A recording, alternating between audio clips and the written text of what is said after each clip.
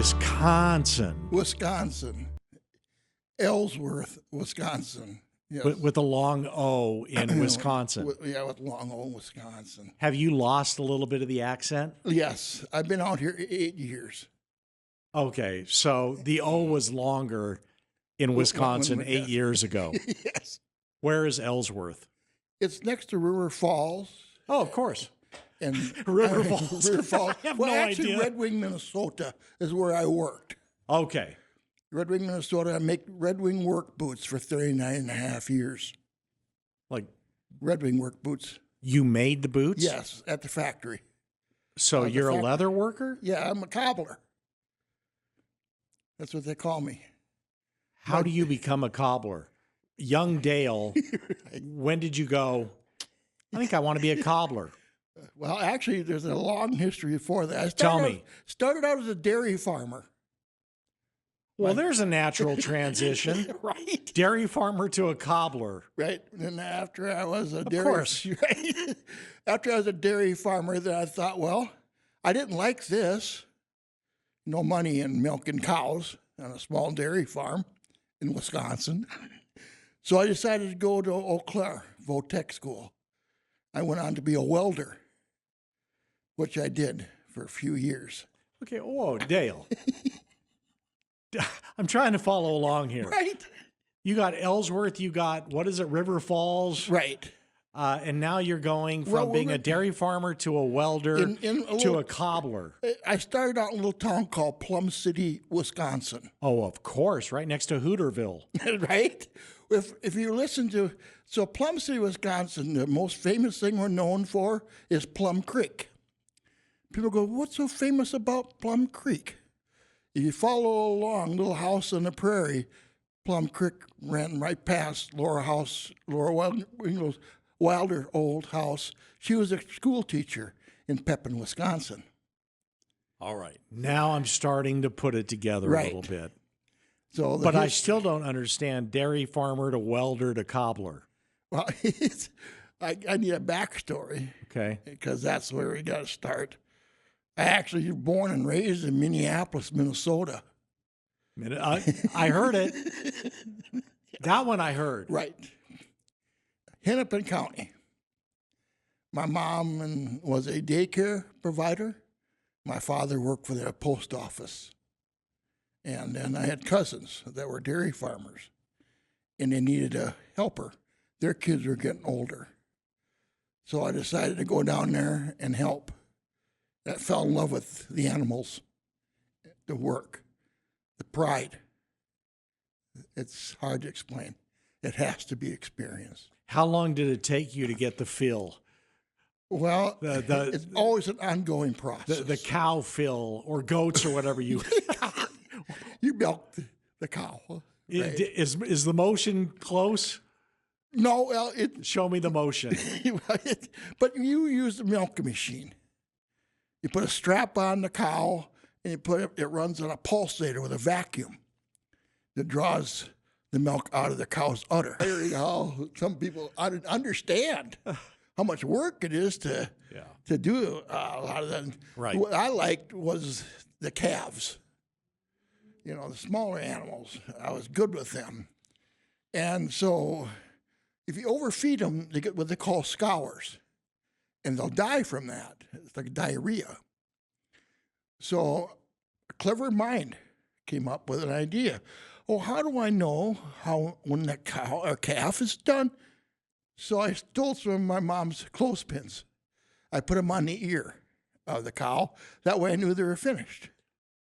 So you could identify them? Yes. As they drank their milk for that particular time, and the scours quit. My dad and my mom was looking for her clothespins. It's pretty smart. Oh, yeah. And I came up with this by myself. Ingenious thing. It was like, my dad gave me a lot of static because here I'm a city kid, know nothing about farming, but I began to learn. Somehow or other, I had a gift. Is that something you miss? I mean, just the smell of it? And so sometimes for any of you that things. are familiar with being on a farm, right? There's a certain smell that you start to actually embrace. Right. It's a smell of home and Right. comfort for a farmer and a rancher. Do you Right. miss that? Not anymore. No. The smell of money became more prevalent in my life. So then welding comes in? That's where welding comes in, yeah. And I did really well at that. I went to Florida and started welding there. And I'm an 18-year-old, 19-year-old man, young. So this thing called spring break came In along. Florida. In Florida. Spring break. With the idea that I'm going to be successful. You always have that in the back of your head. Success is one of the things you always kind of strive for. But then I heard about spring break. So I go to spring break. 2 weeks later, I finally go back to work. No longer have a job. Meaning you did it right. Congratulations. You're 19 years old. Come on. You're from the Midwest. You're in Florida. It's spring break. So Dale, I'm giving you a pat on the back. thank you. You have credit. Yeah, I know. But they shipped me back up. But first I had to go to I had to go in for drug treatment before I could go back home. So I spent some of the money I made doing that. Okay. But that was successful. successful. Okay. And the good Lord, always looking out. And that's when I started believing. That's kind of weird how you always say, well, did you find Jesus? He never was lost. So you were not spiritual until that time? Well, I was kind of going to church. Went to church. I learned how my mom played accordion, and I was in the choir and stuff like that. So I knew about and went to Christian camp, all the other things a kid would do, but not really understanding what it is that he does, how he can make your life until you get down that dump and realize that's when you So for you, it was during recovery? recovery after I realized this is not a path I need to be on. And since that time, Right. have you always had a relationship with Jesus? Yes, a very strong one. And I tell people about him. And I'm not afraid to it. It's like some people say, are you scared? About what? What should I be afraid of? Do you tell people about this and share Share different things. your thoughts at Cogir, at Sure. Park Terrace? Yes, my view is different than anybody else's because it's my personal. It's your relationship. My relationship with Understand. Jesus is no one else's Jesus. He's my personal Jesus. And first time I heard the song, Personal Jesus, I was like, oh my God, I love this Rob Zombie. That's really interesting, though. Yeah. A guy who was betrayed as such a thing that not Christian, by the way. right, not knowing that this song would ever stick to my head or in my head as long as it has. But he wasn't the first one I heard sing it, but he was the first one that made it stick. Many people don't find that relationship, that peace, until later in life, Right. if ever. If ever. You found it Oh, yeah. as a young man. Young man. Take me from there.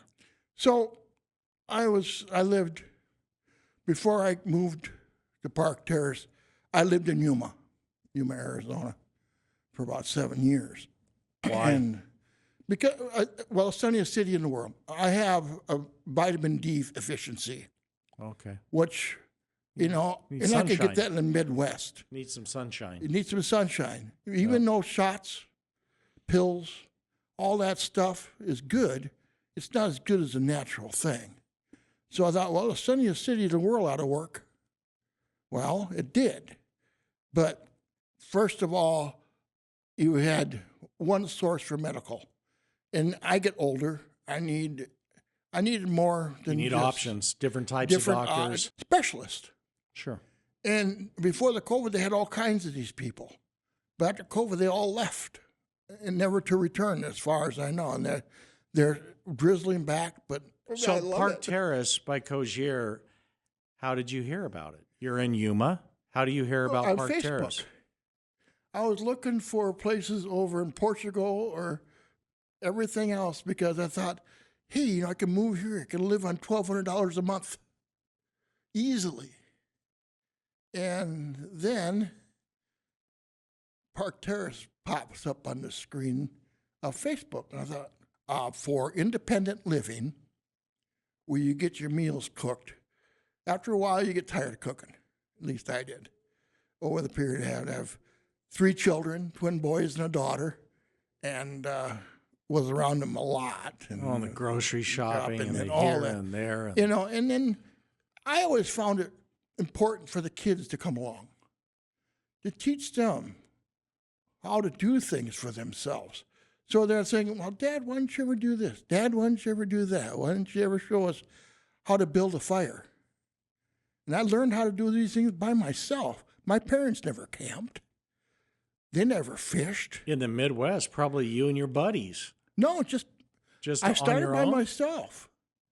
I mean, I was self-efficient. Mm-hmm. It was like learning how to barbecue. I moved into an apartment that had an old smoky Weber, what is it called, Smoking Joe or whatever it was called. Yeah, I had a George Foreman grill. Yeah. You're up on me. Yeah. Okay. So I thought to myself, well, it was charcoal. And here I am, dairy farmer / whatever. So at the time I still helped my dad on weekends, even though I was making shoes for a living, still try to find time to help on the farm, even though I was putting in a long day. And it was a 45-minute drive from Plum City to Red Wing, Minnesota. And in the wintertime, you're looking at an hour some days, if not longer. Everybody from the Midwest knows exactly what you're talking about. Right? And easy No, on the lighter right. fluid on the charcoal. Yes. And no one understands, like, everybody says, well, there's 4 seasons. There are 5. They go, what do you mean? There's a season called snice, where it's not quite snow, it's not quite ice. And it's black. You know, it's slippery. Oh, black So ice. it'll take care of an ankle, a leg, a knee. Absolutely. Really, really quickly. Like, so it's kind of like you're walking in death. You know, the winters will kill you up there if the lightning and the thunder in the summertime does not. So Yeah. living in the desert is a 360-degree different lifestyle entirely. So you bring up something really interesting at Cogir for Park Terrace. Right. It is independent living. Yes. But you also have dining, Dining. good food, Good right? food. And they have stuff like this. For us seniors, we can go out and tell our story. And no one else does this. And to share to people who don't understand what we came from. We just didn't turn 60-some years old overnight and have 0 life experience. And it's fun to have somebody who takes our story, puts it over, whoever listens to it. You know, some people say, okay, so no one listens to it. No one ever hears this. It's out of my system. I did it. I came. I went to somewhere special. I did something I never thought I'd ever do in my life. I used to be on the radio. I wanted to ask you about that, Right. Dale. So Right. now we're going to go from dairy farmer to welder to cobbler to DJ. Before a cobbler, I was a DJ, yes. 1977. When I was going to school to learn how to weld, I wanted to pay off my college scholarship or loan as I went, as much as I could. So you wear many hats. And I know as a dairy farmer on weekends, and it was just Saturday and Sunday, go back to school on Monday. At night after school, if I didn't have a lot, sometimes it's different than high school. It's a different kind of homework. It's an homework you enjoy doing. It's homework that takes very little time to do. Yeah. Because you're focused more on your welds. So your grade is your welding. And it turns out I'm good at it, very good at it. In fact, I was top of my class of 1,000 people. So, right. So it was like, this is incredible. You were excellent. Yeah. And they wanted me to go on to get certified. Well, I didn't really want to at the time. I mean, you're young. You don't really realize what life's ahead. You know, it's like, I'll do it later. And all of a sudden, later never happens. So, Dale, 1977. Yeah, so, yeah. Now, a DJ today can have different connotations where it's the DJs, but you're talking radio. Radio. Okay. So, 1977, were you a rock guy? Were you a country guy? Were you a disco guy? It was, yeah. We were actually the older rock and, of course, disco, too. All right. And I had my own thing, what I did. And at first, it started out kind of slow because I had no experience in this. You know, this is something that came from my head. How'd you get the job? I happened to walk in the studio. A friend of mine said, let's sit down and see what you got. What city were you in? Eau Claire, Wisconsin. And what did you go by on the air? D.C. You went with your name? D.C. Dale. D.C. Yeah. Yeah. Dale Chris. My name is D.C. And so I do voiceovers for John Menard's and commercials. And then I got my first paycheck. So I thought, oh, this is crazy. No one makes $300 a week. In 1977, that's a lot of money. Having fun. Having fun. Loving what you do. Yes. You were playing 45 records or vinyl. Vinyl and sometimes tape. They get jammed up in the machine. I've been there. I started the same year you did. And let me guess, Mr. Classic Rock Guy, you were playing Frampton. Right. Boston. Yes. Supertramp. Right. Alice Cooper. Yes. Kiss. Kiss.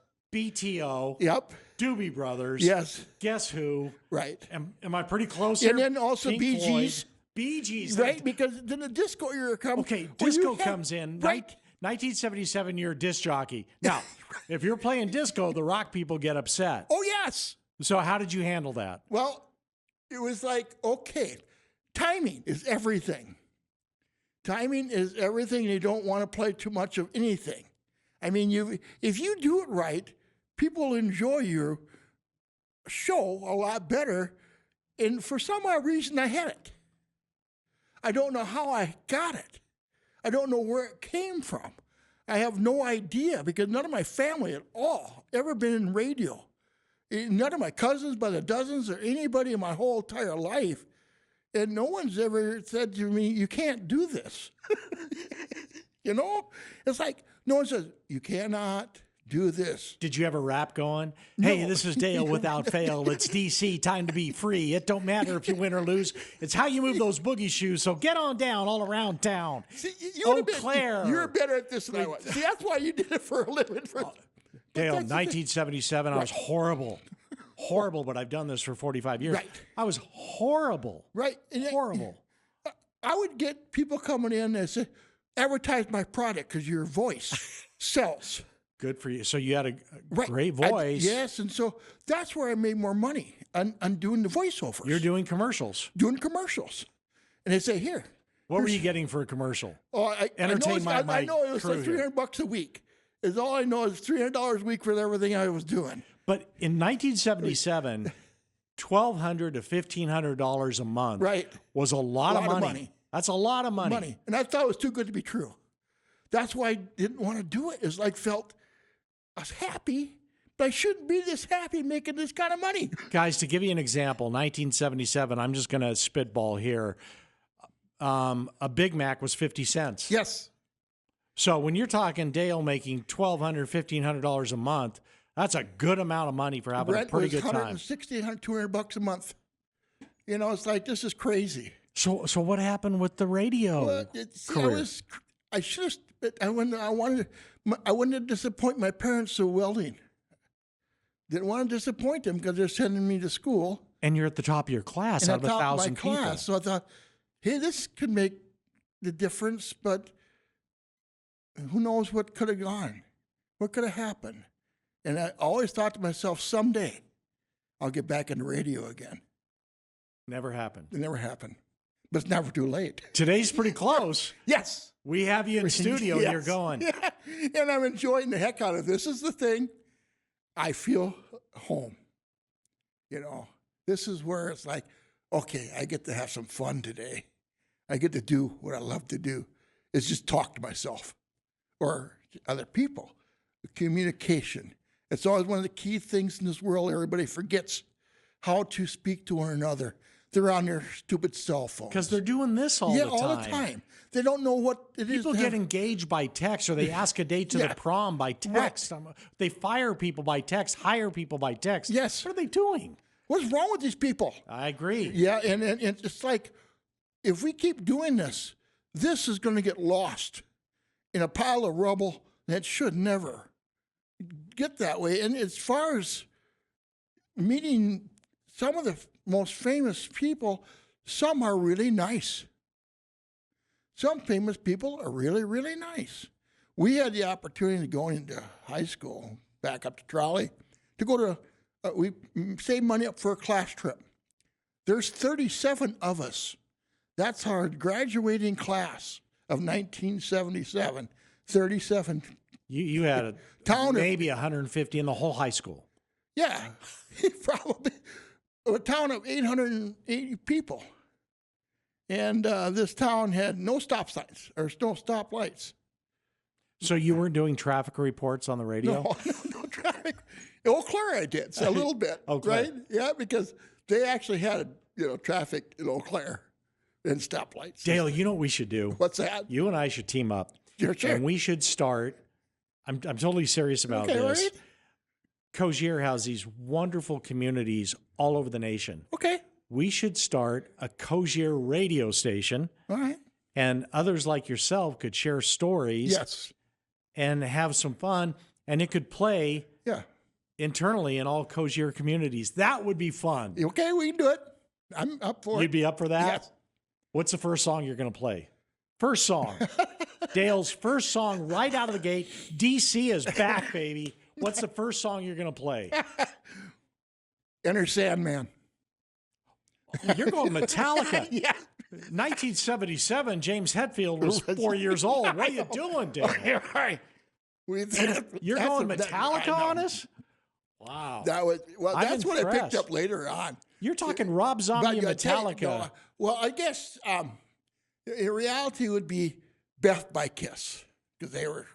Oh, Yes. now you're going this mode. Yes. You're going the Milking that romantic sucker. side. And then grab a hold of a girl and go out there and dance and have a good old time. And Dale, during this conversation, you've brought up Rob Zombie and Metallica. I just want to hang out with you. You have to be the weirdest thing that happens when I get into a room of perfect strangers. I walk out with more friends than I had enemies because I didn't know these people. My dad always says, give everybody 5 minutes of your time. You never know where it's going to go. Because it can go, either you never speak to them again, or you become the best friends. You must be the coolest guy at Park Terrace. I've been told. You made a lot of friends there. Oh, yes, in a short period of time. And it's like, they look at it, they don't even think about it. And I don't even think about it. I don't walk around where my head can't fit through a door. I listen. That's the most important thing.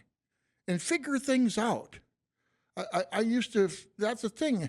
I'd figure puzzles out, figure out mysteries, or help find people. That was a gift. It's all given me for the God above. All that. Do you ever talk for people who go through some Tragedy. tough times? Do you ever talk spiritually with them? Well, yes, because I've been there. I've been through, Sure. I was a firefighter, volunteer firefighter, also. Another hat. Another hat. And a friend of mine, we were going up these flight of stairs in an old house, and we thought we had the all clear to push the old door open. Well, I land on it blows him down the steps. I'm landing on my tank. His tank is landing on my chest. And we walked out with 3 people. How are you okay? Those are heavy. Right. We look at each other and we shake our heads because the third person in the room wasn't human. I love that. Yeah, you know. Dale, what do you want people to know about Cogir? Christ is the Almighty God. And through him, you can do anything and everything. You may be thinking, this is it. Never it. Never call it quits. Keep going. There's a better tomorrow than there was a today. Always look at it like I looked at it. It's like, oh, it'd be so easy. But what are you leaving behind compared to what you may be looking at ahead? And so I always tell people, pray. Even if you think it is the weirdest thing in the world, you'd be surprised what can happen. It's not what you pray for. It may be what you get from that prayer. And it may not be anything to do with you. That's the most amazing part about it. See something else grow. Don't be selfish. You have the most positive attitude. And Dale, you were given the advice to give somebody 5 minutes of time and see where it goes. Right. Thank you for the time you've given us today. You're welcome. And we should let everybody know that Park Terrace is in Arizona, and our studios are in Arizona because we have Cogir communities all around the nation that watch this, but we are in Arizona.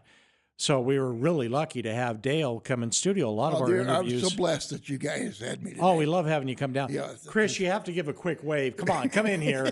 Chris is the one that brought Dale down. Come on, Chris. Give it a big wave. Take the credit you deserve. Get in here, Chris. There's Chris. Let's get it for Chris. There he is. Thank you, guys. Chris from Park Awesome, Terrace. yes. Awesome guy. He wears many hats, too. I enjoyed this. Thank you. Thank you for having me. I really appreciate your time today. This has been fun. I knew it would be. And I was kind of wondering how well I would hold up. Because it's like, oh, I got to talk about things that sometimes hurt a little bit. But those are the ones that make your emotions, it's okay.